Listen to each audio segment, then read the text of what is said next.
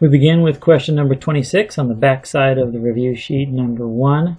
Number 26 says, complete the table of values below using the function f of x equals negative 2 times x minus 1 squared plus 4. So you can do all the work by hand, or you can just let your calculator do the work. Let's find what f of negative 1 is. F of negative 1 is equal to negative 2 times negative 1 minus 1 squared plus 4. Let's see if I can bring a calculator up and solve this. Here is our calculator. So I'm going to put in negative 2 times negative 1 minus 1, close parentheses, squared plus 4, and that equals negative 4. So our first answer is negative 4. And then class, just go right on down the line. Figure out what f of 0 is. I'll do one more this way. F of 0 is equal to negative 2. Plug in 0 for x. 0 minus 1 squared plus 4. Whoops, I forgot to write the answer in here. And that equals, let's go ahead and run that into our calculator. I think I can go ahead and bring up the old equation on this one. Looks like I can. I'm just going to go ahead and replace this. Oop, that was no good. Let's try it again. I think I can just replace this. Is there a backspace here? Let's see. Let's try my keyboard. There we go. Negative 2 times 0 minus 1 squared plus 4. And that answer is positive 2. So our answer is 2. And if you go ahead and do the rest of the calculations, you will get 4. I'll put the rest of these in blue because we're not going to work those out. For 1, we get 4. For 2, we get 2. And for 3, we get negative 4. Take a look at number 27, same situation. Complete the table of values below using the function h of t is equal to t squared plus 2t minus 15. Same situation. We're going to go ahead and take our function h.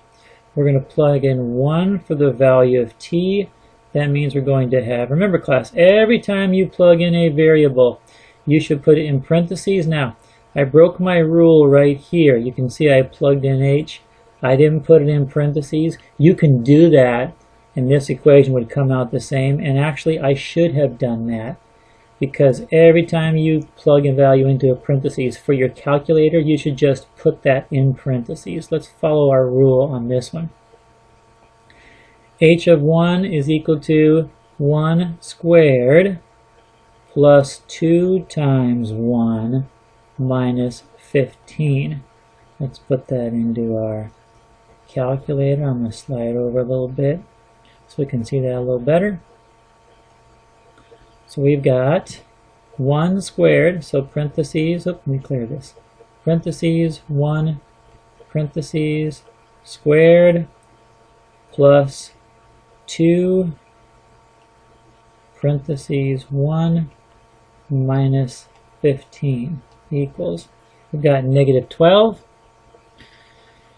So our answer here is negative 12, and you can go right on down the line and plug each of these values into your calculator, and you will be getting, I'll put the rest of these in blue, you'll be getting negative 15, negative 16, negative 15, and negative 12. Check your work to make sure you are using your calculator correctly. Alright, let's go to number 28. Same situation. We're going to take all these x values and plug them into our, in this case it's an equation, not a function, because take a look. Number 1 and 2. Number 1 is f of x. Number 2 is h of t. Number 3 is just y. It's just an equation.